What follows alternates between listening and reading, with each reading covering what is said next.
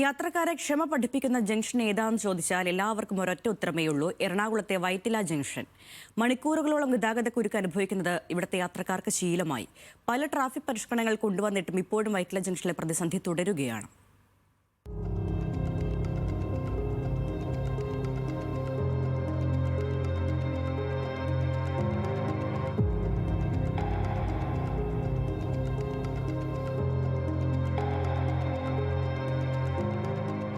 മണിക്കൂറുകളോളം ക്ഷമിച്ചു നിൽക്കുക എന്നത് വൈറ്റിലയിലൂടെ യാത്ര ചെയ്യുന്നവരെ സംബന്ധിച്ച് ഒരു വിഷയമല്ല.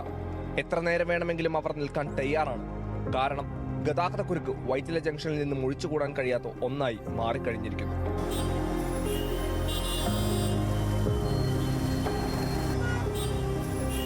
ഈ ഒരു സാഹചര്യത്തിൽ ഗതാഗതക്കുരുക്കുകൾ നിയന്ത്രിക്കാൻ സ്ഥാപിച്ച ട്രാഫിക് ലൈറ്റുകൾ പണിമുടക്കിയാൽ ഉണ്ടാകുന്ന പ്രതിസന്ധി ഏറെയാണ്.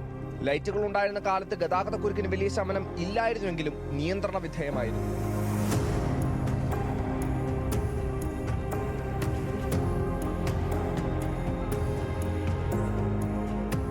റോഡുകൾ സംഗമിക്കുന്ന ജംഗ്ഷനിൽ 6 വശത്തും ട്രാഫിക് ലൈറ്റുകൾ പ്രവർത്തനരഹിതമായിട്ട് ദിവസം 7ആയി.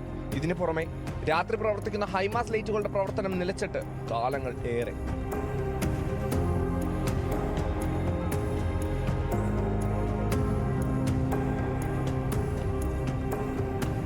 യാത്രക്കാരെക്കാൾ ഏറെ ദുരിതം അനുഭവിക്കുന്നത് ട്രാഫിക് പോലീസാണ്. ഒരാൾക്ക് മാത്രം നിയന്ത്രിക്കാൻ സാധിക്കുന്ന ഗതാഗത കുരുക്കല്ല വൈറ്റിലയിലേത്. പകൽ സമയങ്ങളിൽ 4 ഭാഗത്തും ഉദ്യോഗസ്ഥർ ഉണ്ടെങ്കിലും രാത്രിയിൽ ആരെയും കാണാനില്ല. ഇരുട്ട് മൂടിയ രാത്രിയിൽ എവിടെ നിന്ന് വാഹനം വരുമെന്ന കാര്യത്തിൽ ഉറപ്പില്ല. അതുകൊണ്ട് തന്നെ അപകടങ്ങളുടെ സാധ്യതകളും ഏറെയാണ്. ഇത്ര ദിവസം കഴിഞ്ഞിട്ടും കോർപ്പറേഷനോ അധികാരികളോ നടപടികൾ എടുത്തിട്ടില്ല എന്നതാണ് അത്ഭുതം. സാഹചര്യങ്ങളോട് പൊരുത്തപ്പെട്ട് ജീവിക്കുക എന്നത് മനുഷ്യനെ സംബന്ധിച്ചൊരു പുത്തിരിയല്ല.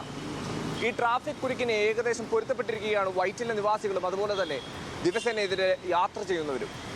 എന്നാലും അടിസ്ഥാനപരമായി ലഭിക്കേണ്ട ട്രാഫിക് സൗകര്യങ്ങൾ ഇല്ലാതെയാകുമ്പോൾ ബുദ്ധിമുട്ട് ഏറെയാണ്. വൈറ്റിലയിൽ നിന്നും ക്യാമറ പേഴ്സൺ ടിബിനോടൊപ്പം ഇസ്സത്ത് സുൽഫിക്കർ, ന്യൂസ് മലയാളം.